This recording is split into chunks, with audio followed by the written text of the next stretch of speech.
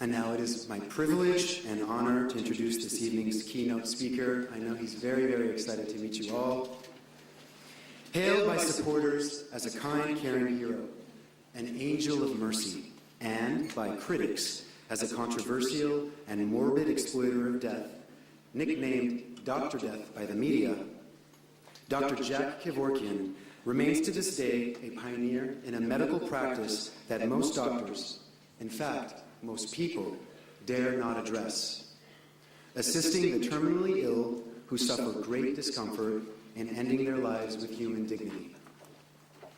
Dr. Kevorkian graduated from the University of Michigan Medical School in Ann Arbor in 1952, with a specialty in pathology, becoming chief pathologist at Saratoga General Hospital in Detroit.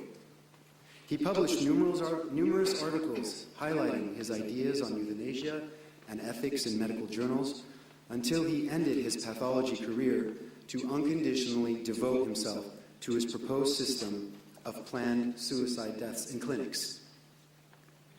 In 1990, he began publicly advocating a terminal patient's right to die via physician-assisted suicide. He assisted 130 patients to that end. Beginning in 1999, Dr. Kevorkian served an 8-year prison sentence for second-degree murder and delivery of a controlled substance.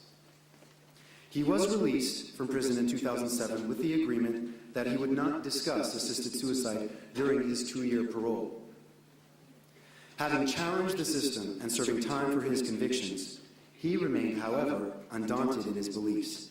He set out to change societal values to compassionately meet the needs of the hopeless patients who no longer wish to live but are not allowed to die.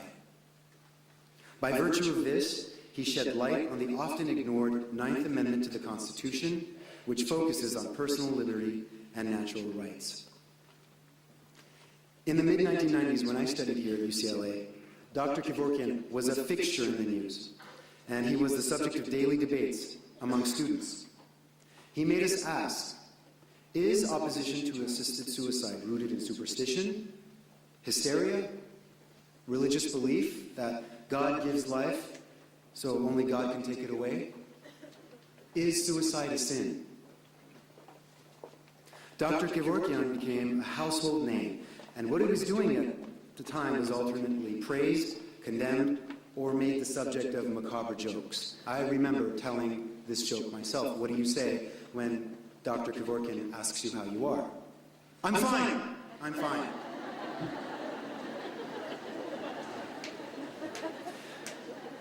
Whether we students agreed with him or not, we knew that he lived a life on the edge, and the lesson for young people was clear. In order to do what you believe is right, you have to stand up and face up, alone if necessary. Ultimately, he raised national awareness of assisted suicide and the ethical issues surrounding death and dying, and by corollary, life and living. In doing so, he forced the courts to make unprecedented decisions on this controversial issue. And it made us question what end-of-life decisions we might make. For him to be here with us at age 82 is amazing, but to still be a pioneer in his field is remarkable. And we are humbled by his example and his presence. Ladies and gentlemen, without further ado, please welcome Dr. Jack Kevorkian.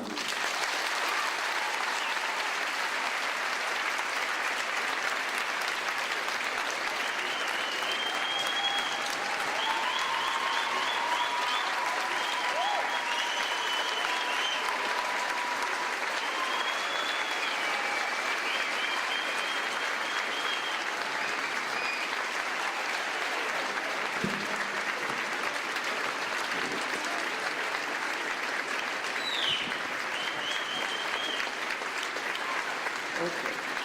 Thank you. Thank you. Nobody can be that good.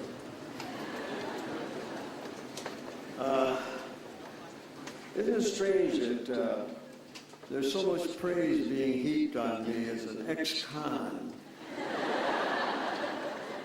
I wonder if there's ever been an ex-con speaking from this lectern. Has there?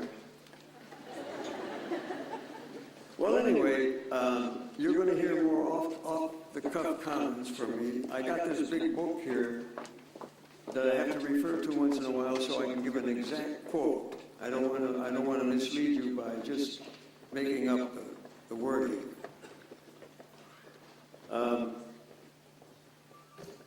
Where do you start? It's a big problem. It's a big topic we've tackled. A couple of topics. First of all, I want to thank General Bogosian.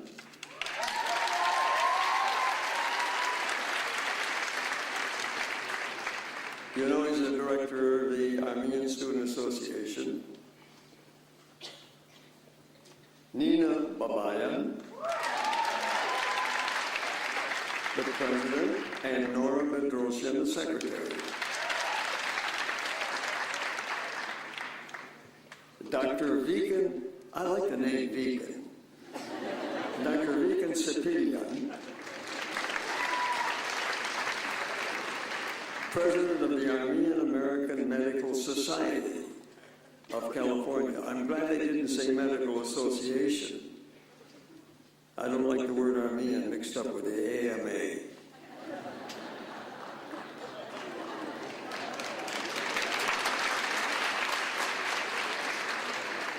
And Hasmik Keribian,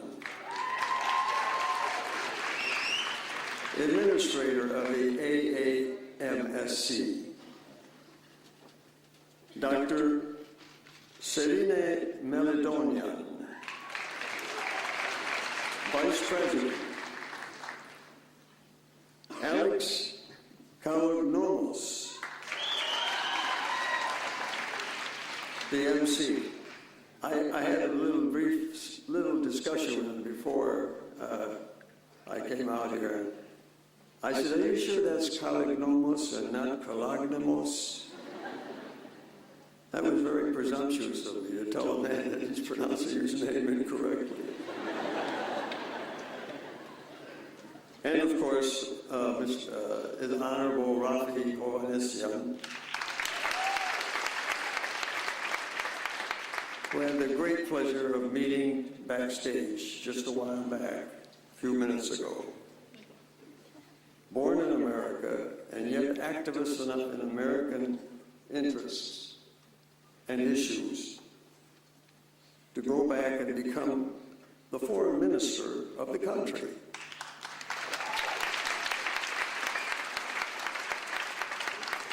When I learned that, I was astounded. That's a real activist. And that's what we need more of.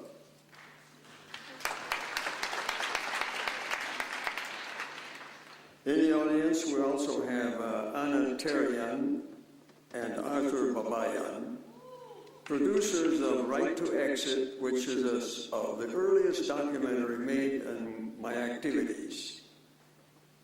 And I must admit, I gave them a hard time.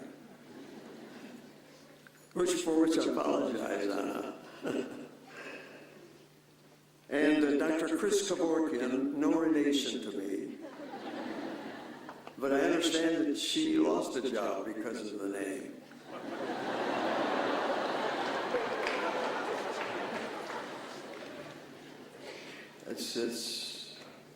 That's tragic. For her sake. You see, we live in an era of fear. Fear keeps us well controlled. And I'll start off by saying this, which is now a new mission for me. Mind if I take a sip? My voice is getting dry.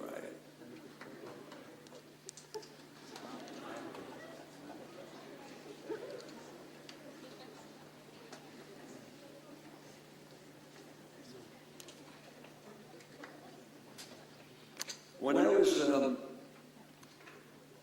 awaiting trial for my last trial, I was at a friend's home, warming my feet at the fireplace. We had bought books that day at a discount bookstore, and I bought a book entitled The Constitutional Amendments. Now, I never cared much for civics anyway, And I said, I don't know much about constitutional amendments. I think I'll get it. It's a small book. I'll skip through it quickly.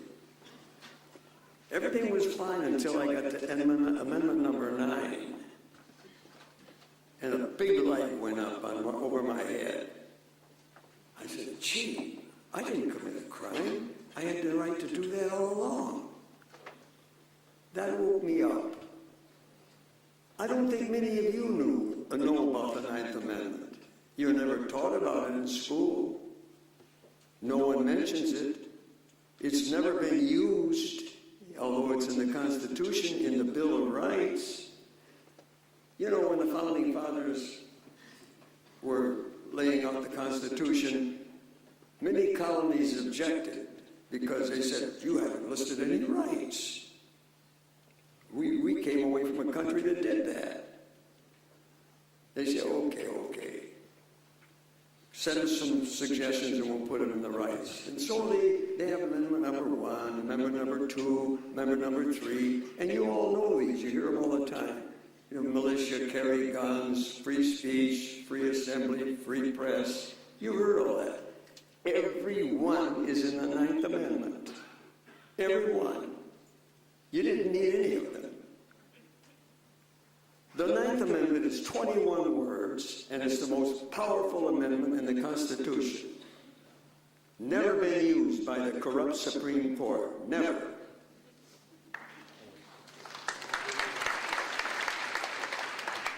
You see, they know they can control us better by having the root of passing a law that blocks your exercise of a right.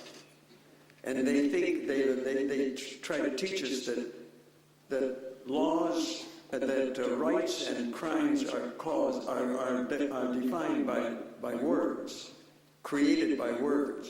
You can't create a crime or a right with words. You can't do it. All law does is block your exercise of the right because you're born with all the rights. The Founding Fathers considered the rights to be natural rights. If you want to prove it, I use a simple example. Take an 8-month-old baby, put him in the middle of a room. Tell the baby, now don't you dirty the room and don't you go that way, and try to pass a law to control the behavior of that baby. You can't. The baby is born with the right. It's instinctual. It's physiological. You're born with every conceivable right, and James Madison, knew you can't list all the rights in the Constitution. You can't do it. So he listed a few. He got to 10, and then he put in the 9th and the 10th, and there's the power. It says, the enumeration, meaning the listing, in the Constitution, comma, of certain rights, comma, isn't that understandable so far? Shall not be construed, and you know what construed means, your college group, to deny or disparage others, meaning other rights, retained by the people. 21 words. Did anyone not understand that? If you did, please contact me. You didn't, please contact me after the speech and we'll discuss it. I'll try to enlighten you. The words mean things, retained by the people. You see, you're born with them. Despite any law, any constitution, you retain them. You can't take it away. They're inalienable. Can't be transferred to any other entity. The only way they can deprive you of rights is by killing you. That's all. As long as you're alive, you have these rights. But they learned early that all they can do to control you is pass a law. Now, prohibition made it a federal crime when you drank alcohol. How can that be a crime? Everyone knew that. How can that be a crime? The law didn't make it a crime. The law just stopped you from using your right. I define a crime my way. It isn't the way the dictionary says that it's an illegal act, an act, against the law. This is what destroyed my faith in law. I have very little respect for law because, as Jeremy Bentham said, the famous English philosopher, every law is an infraction of liberty. Every law. It stops you from using a right. But now remember one thing, though, when you hear talk like this, there's one condition involved that you must use complete, I use it this way as an equation. Absolute self-determination equals absolute self-mastery. In other words, what's lacking is the discipline, the self-discipline. And Americans are notorious for that. Look at the youth today. They're taught to be undisciplined. You've got to have discipline in order to use your rights correctly. Because if you don't, then you commit a crime. A crime is defined, in my mind, as any act or threat of malicious intent, verifiable malicious intent, against any person or against any person's property without due consent is a crime. Simple. You don't need these thousands of books on the wall.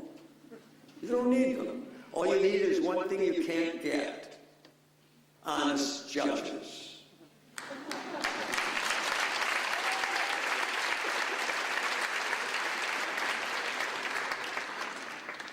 Jennifer Berman, I don't know who she is, but I like what she said. She said, Supreme Court justice is an oxymoron. That's very, very clever observation. You know we have a Supreme Court that's corrupt. The proof? I think it was, the 17th Amendment was prohibition, if I'm not mistaken. The court okayed it. Let it go. They said, that's all right, that's legal. Constitutional. When everybody in the country knew it wasn't. Everybody did. Even the dumbest guy on Skid Row knew it.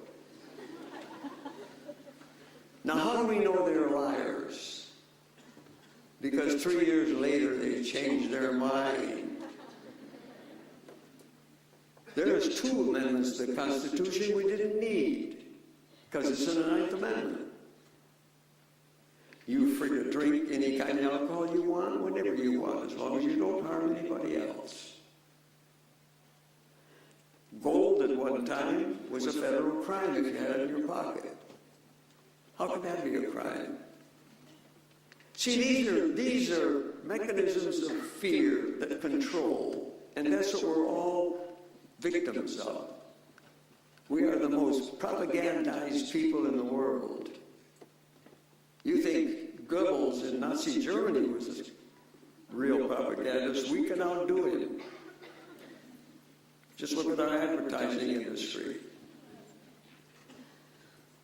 So understand one thing. You have all the rights. So I knew I was not a criminal. I knew that long ago. And like Thoreau, when I went to prison, I didn't feel fear. And I looked at the bars and I said, well, this is a dark age we're in, that's all. What can I do? Thoreau said the same thing. He said, I never felt anything except, that I can't communicate with my fellow townsmen.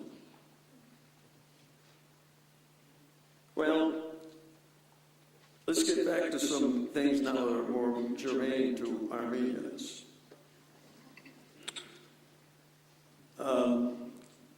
Still connected with the 9th Amendment, I promised Mr. Rafi Ovanesyan that I would mention this in the speech. that Armenia has a unique opportunity, I think, to lead the world. A little country like Armenia, lead the world. That's historic. By putting into its constitution the Ninth Amendment of the American Constitution and making it active, not like ours, which has never been used. Now, Armenia could lead the world in rights and democracy and freedom.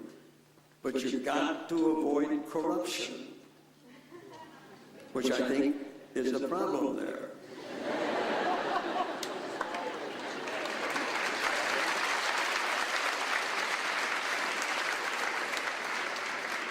But certainly, your government must have enough courage to put the words in the Constitution of Armenia. I don't think so, but I hope, and hope is a universal liar.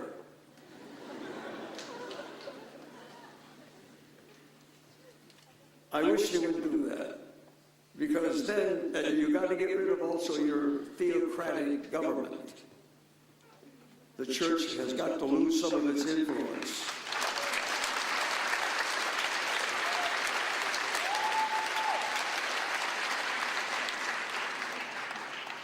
I remember once when I was at a show, and the speaker, when I was a kid, I didn't understand much of it, but I studied a little Armenian, so it's really quite a beautiful language. And I was talking to the Derai's daughter, and she said she was very, very faithful Christian. I looked at her square in the face. I said, "So you all men are your brothers?" Yeah. I looked at her and said, "Is a Turk your brother?" She couldn't answer it. I felt bad because she was frustrated and didn't know how to handle it. But you see, we're living in lies. This is the point. We're not realists. Let's Armenians get realistic. We're a small country. We don't matter much in the world today. What we're becoming is a colony of the American Empire. And this is because America is developing an empire. It's part of the policy. I suppose, now I may not hit some of the topics that you want me to mention, but that'll come in the question-answer period. Some more points to bring out. The Patriot Act, I was in prison when that was promulgated. I knew immediately it was unconstitutional. It was a word-for-word copy of the Nazis' Enabling Act.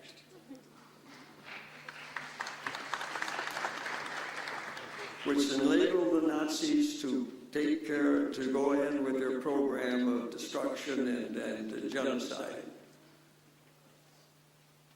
And we have it now in America. The Germans also, the Nazis also had a Homeland Security Act, which was called Heimatsicherung in German. Same words as we have. We're following in the Nazis. Ayn Rand knew we were becoming totalitarian. She warned us we're sliding into totalitarianism, but it's a different kind. It's not the raucous,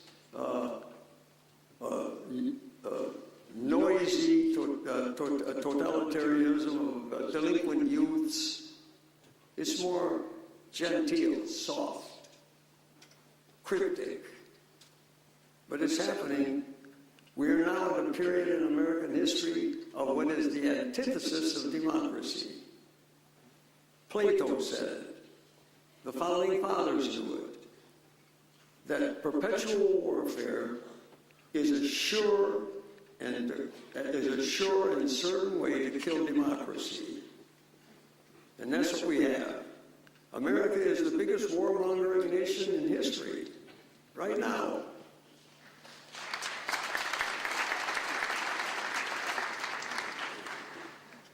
First, we started with the Indians. That was easy. We could wipe them out.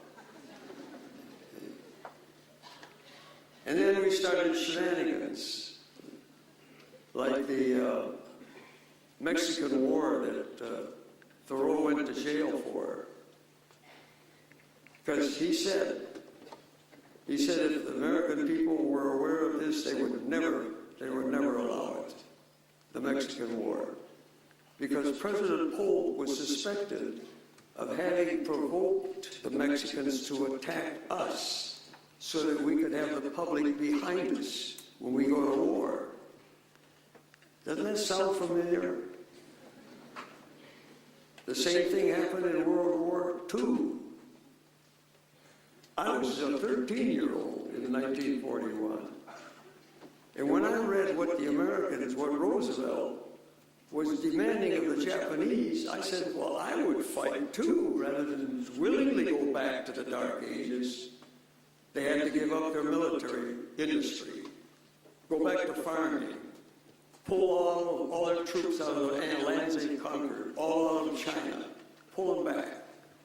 That was a sure invitation for Japan to attack us. And we knew they were going to attack us because we had broken their code. We knew when they were going to leave Japan, when they were going to hit Pearl Harbor. We knew that. And we made sure, Roosevelt made sure, that the Pacific was cleared of all ships, so the Japanese had a clean road. You might say, how do you know this? Well, read a book out by Judge Napolitano of New York. It's a new book just out. Lies Your Government Told You. That's how we got into World War II, because Roosevelt wanted us to get into the war against Germany. That was the enemy. And he used it because Japan and Germany had been united by treaty.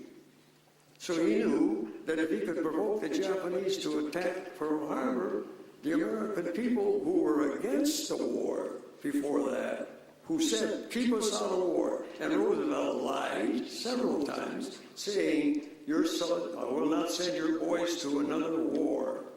He lied. He knew he was going to do it.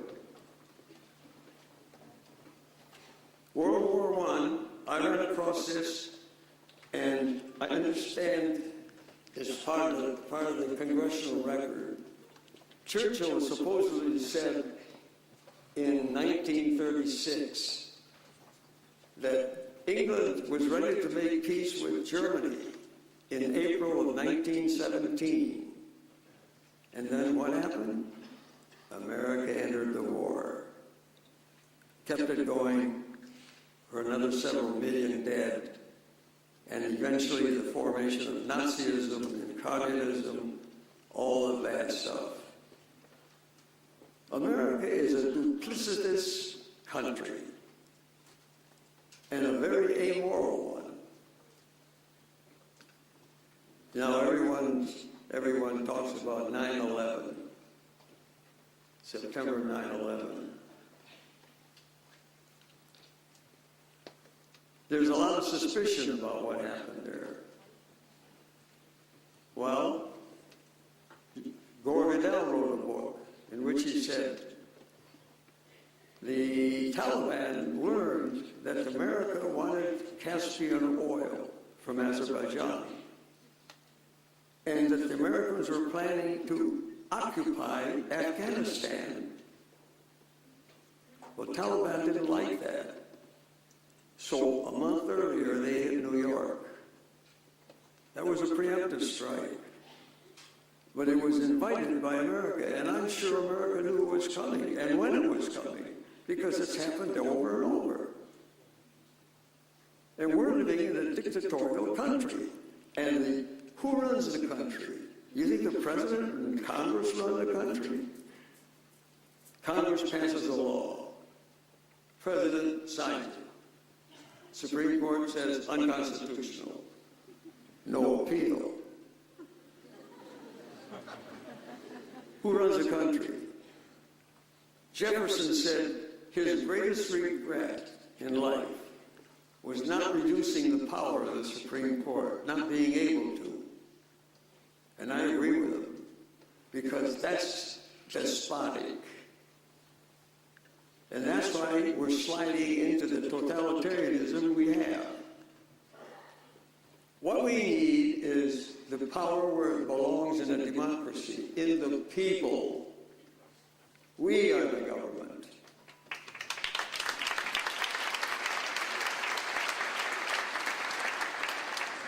There never would have been World War II with America involved. Probably not World War I at all with America involved. No Mexican War. And look what we did. Why are we getting... I said, when I was younger, I said, why do they have this possession out in the middle of the Pacific called the Hawaiian Islands, which we wrested, illegally? Why did they want that as another state? Thousands of miles away.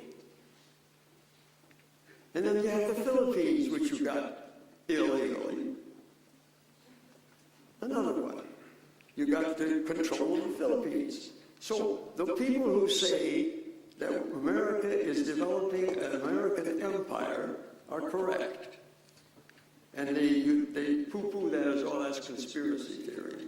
There's a lot of evidence. This is not what I'm saying. I'm quoting some other things that people have said. Well, we have the power to do it if we have the guts to do it. Fear controls us. I'll lose a job. I won't get a raise. I won't get into medical school.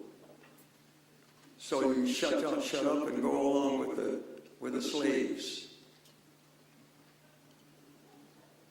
I'd like to read to you what signers of the Declaration of Independence suffered.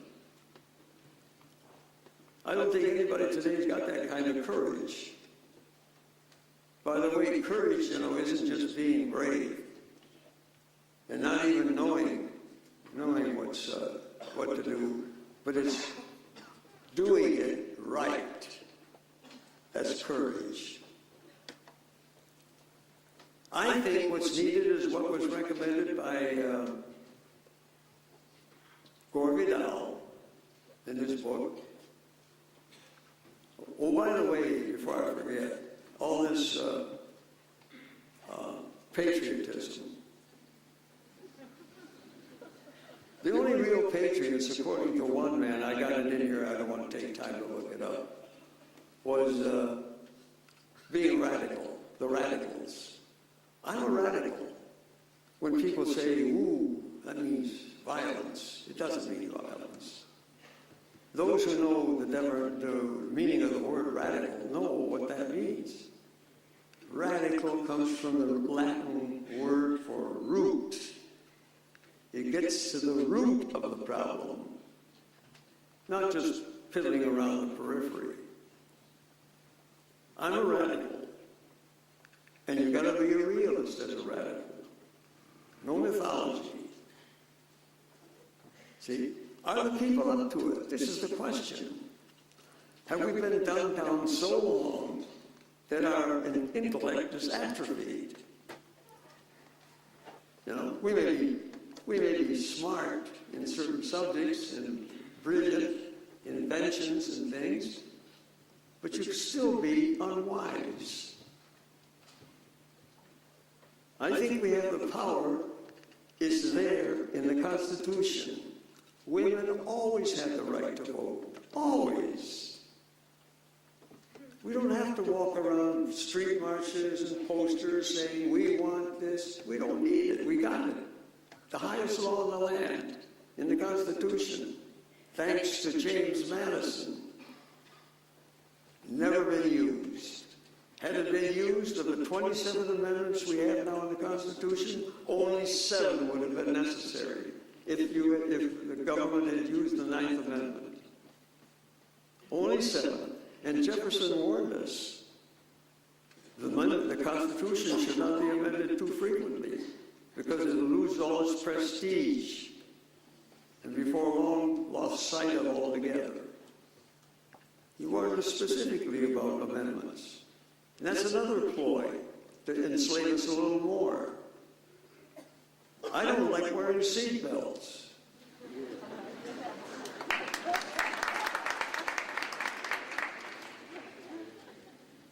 If I don't wear a seat belt, I'm perfectly willing to take the consequences. You know, don't worry about my medical care. I'll take care of that.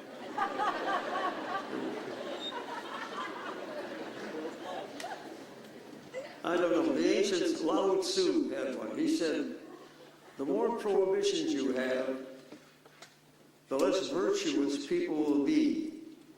Try to make people moral, and you lay the groundwork for vice.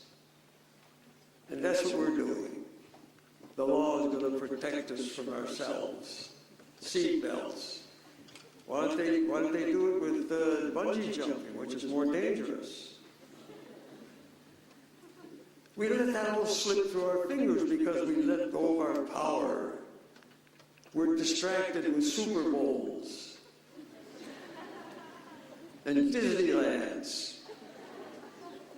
See, I always say to people, if I ask you, we're having a meeting, a rally for our rights tomorrow night, but would you go? But then the man says, wait a minute, there's a Super Bowl game tomorrow.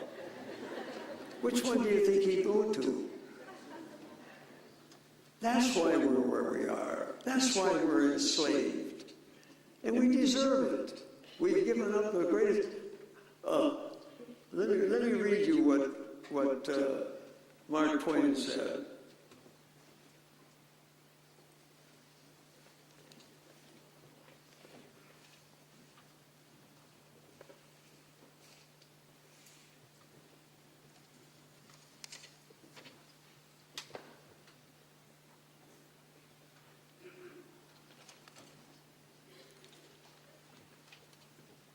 Well, he said, I memorized most of it. He said, Americans have given up their most precious asset. He said, they're lying to themselves. Their most precious asset to criticize flag and country when we know for sure they're going wrong. Anybody here? I bet there's very few people here who've heard about Major General Smedley Butler, Marine Corps commander at the time during Wilson and Harding administrations.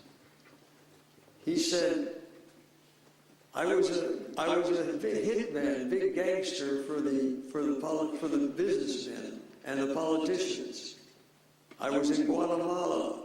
I was in China for the National City Bank Boys. In other words, they were using the Marine Corps to expand their American influence illegally.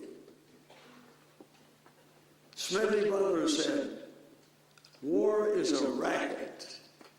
He said, if only more of American military personnel realize today that they're being used by the only elite as a publicly subsidized capitalist goon squad. And he meant by that the men we have now in Afghanistan and in Iraq.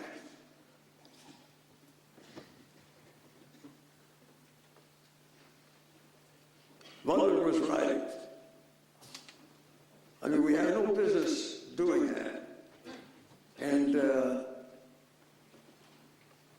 our chief prosecutor, Supreme Court Justice at the Nuremberg trials, he said, there is no reason whatsoever, under any circumstances, for one nation to attack another.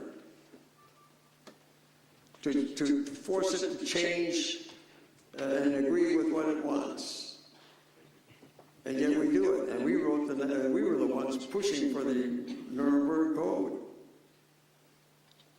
So if we don't like a leader of a country, we attack it to eliminate it. That's wrong. Well, anyway, back to the Armenian thing. I wish the government would consider, because no other country in the world has that amendment. It's so powerful. 21 words. Pass it and show the world the way to real democracy. Then the people have power, the real power. They control. And then they've got to be educated to the point where they can control, and they must have self-discipline. That must be stressed. Armenia's got the chance to do it because no other country's going to do it, and I hope they do. Well, we'll let the rest go for question and answer, and we'll maybe hit topics that you want answered.